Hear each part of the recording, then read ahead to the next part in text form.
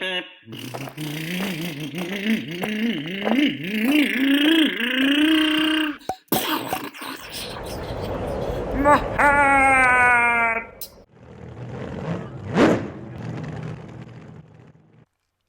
I have destroyed my very first Traxxas TRX 3.3 engine, so I'm just going to do an entire teardown and just see what happened.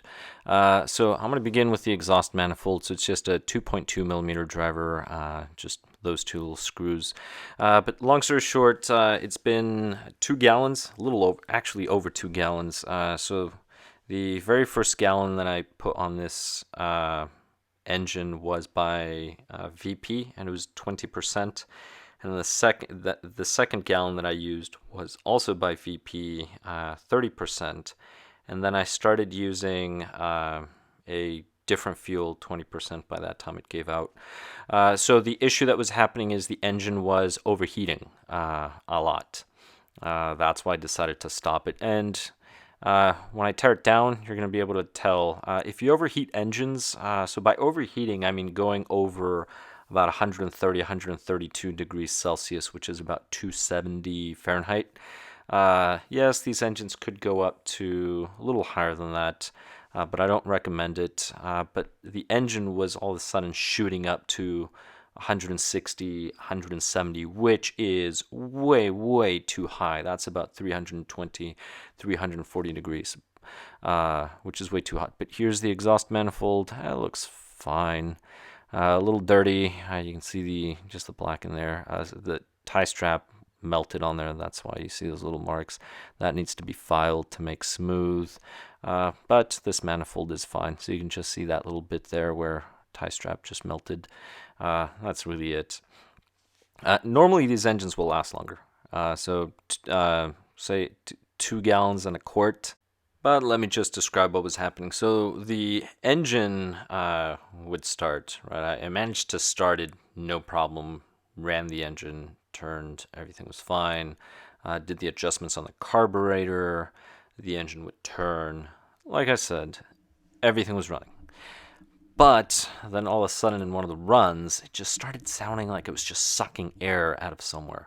It was just turbulent air, sort of a sound, which was really strange. So I figured it's probably the bearing in here. So there's a bearing that's in here. There's another one in there. But sometimes those bearings just break. And it'll actually start sucking air in through right in there. Because the carburetor was fine, lines, everything else was fine, the fuel tank was fine, I checked it. So I'm spinning it now. It seems to be fine. Compression kind of low, but it spins. So we're good. But notice the wiggle. See how it wiggles? So it's got to be the bearing in there. That has to be the problem. So just remove the engine, wiggle it. If it wiggles, your bearing is shot. Don't run the engine anymore. You're just going to finish destroying it. This one's probably destroyed. I'm not counting on it, but there's still some good parts. So the easy start system, I'll just start by removing that. And that system will be a system that I'll be able to use on another engine. But toward the end of the video, I am going to go over some prices on repairs, or I may just kind of cut in between and show you what they are. But it's probably not worth repairing the engine depending on the damage, at least not this particular engine. So right now I'm just removing the easy start, then I'm going to go into some of the other components.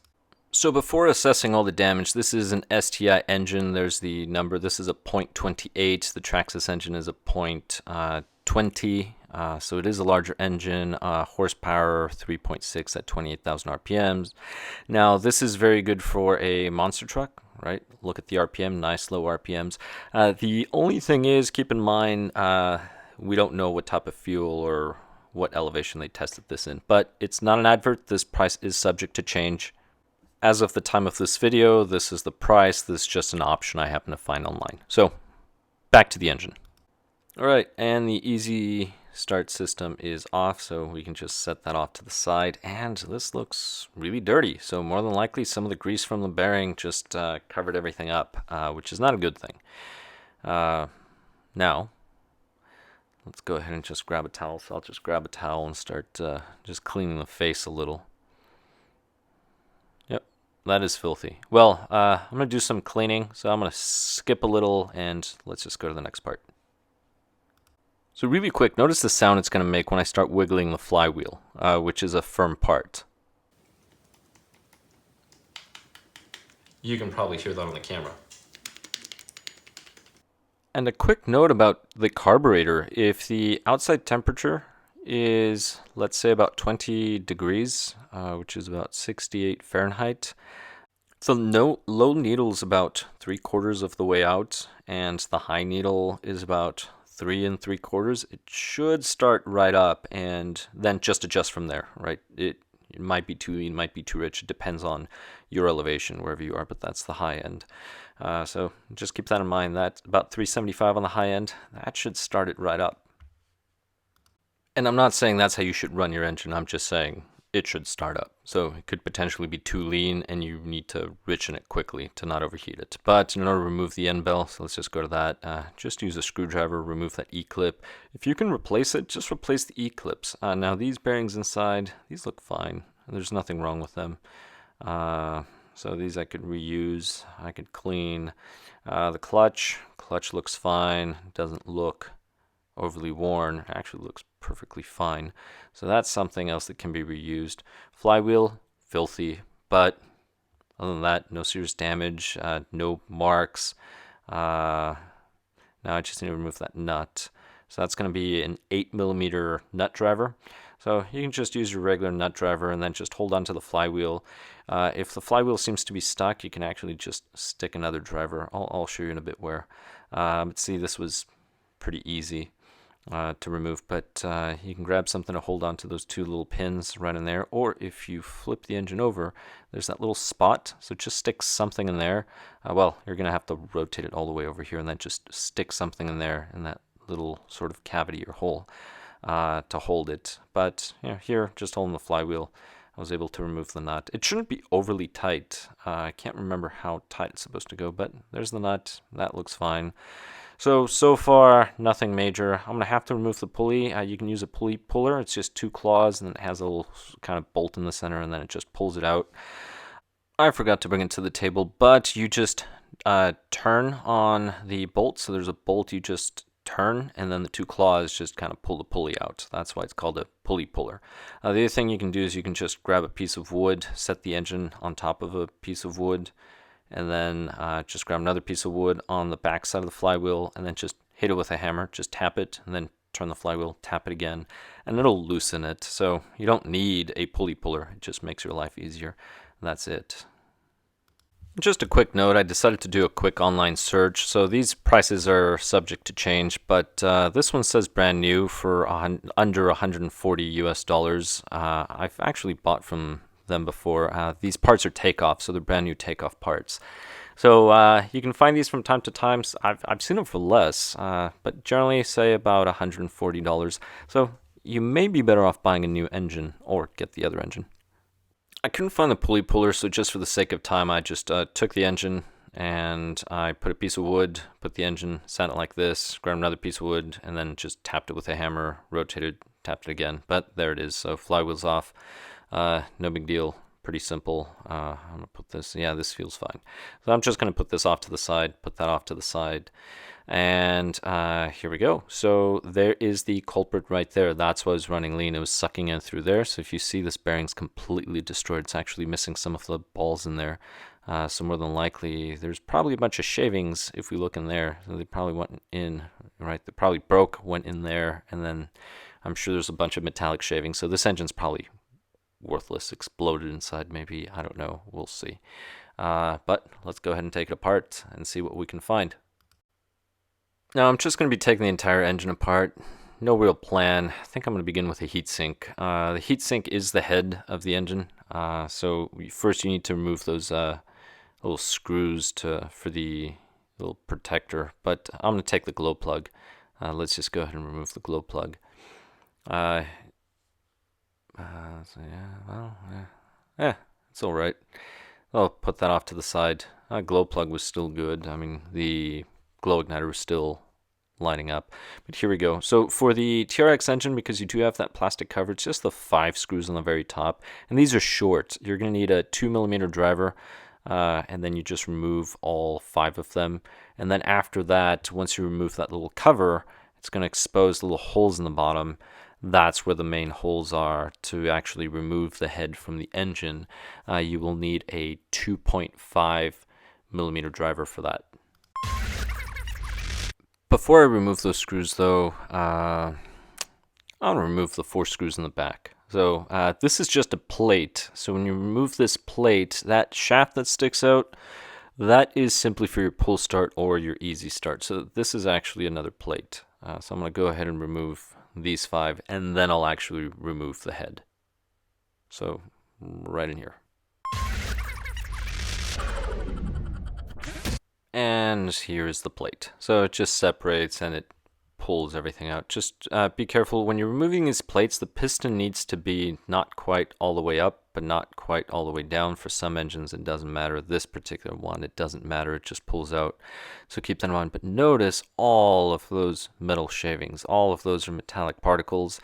You don't want to get that in your eyes, and they're super small, and I felt these before. But be careful when you're running your fingers. You can, get those stuck in your skin, and then it'll hurt. But this bearing seems to be fine. This one's spinning all right. So nothing happened to the very back probably, but it's probably in there. That's probably where the disaster is. But see all the metal shavings in there? That's a mess. That's from the bearing. So I'm expecting the sleeve to be completely destroyed. Although this thing is spinning pretty smoothly. It just wiggles, but it's actually spinning quite well. So time to remove the head. Let's go ahead and do that.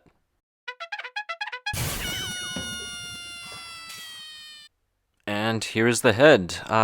There is some debris here, but it doesn't have any major signs of impact right around here. It's just some debris on there, so that doesn't look bad. This could potentially be reused. It just needs to be cleaned up a little, but not too bad. So I'll probably keep that for parts, but let's go ahead and look at the piston. Well, actually, I'm kind of shocked and surprised. The sleeve looks pretty clean. I can't really feel much. Normally you can feel scratches. I can't really feel scratches, so I'm trying to angle it at the camera so you can see inside. All right. Well, let me go ahead and take the collar off. So usually you get these collars. These are a variety of materials, but you can get brass collars. They go in there. But here we go. You can see the little ball bearings that are missing. Let me go ahead and see if I can just take some of them. Nah, forget about it. All right, so found a little piece of plastic. I'm just going to stick, so what I'm doing is I'm grabbing this piece of plastic because it's softer than the brass, and I'm just going to stick it into one of those ports. And the reason why I'm doing this is so that the plastic pushes the sleeve up. So now I can just turn it whichever way.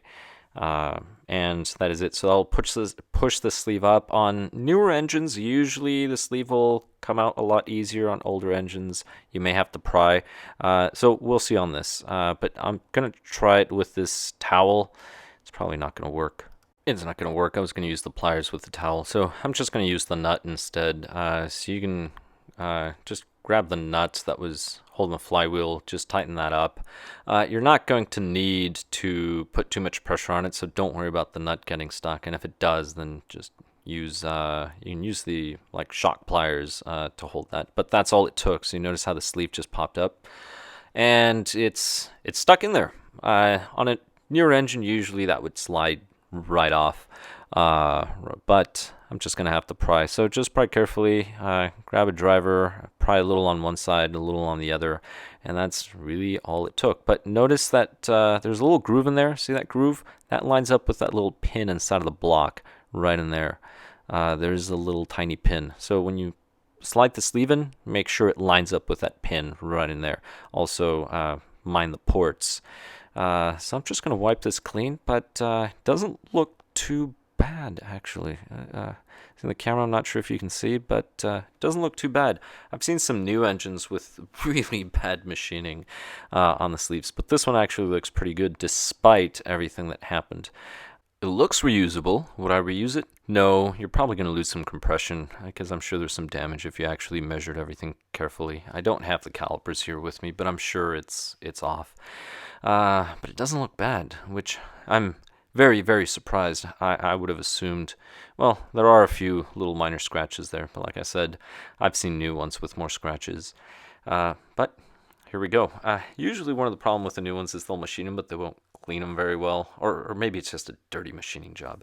But here's the piston. Oh, I didn't show you how to take it off. All right, so here, let me just put it back in.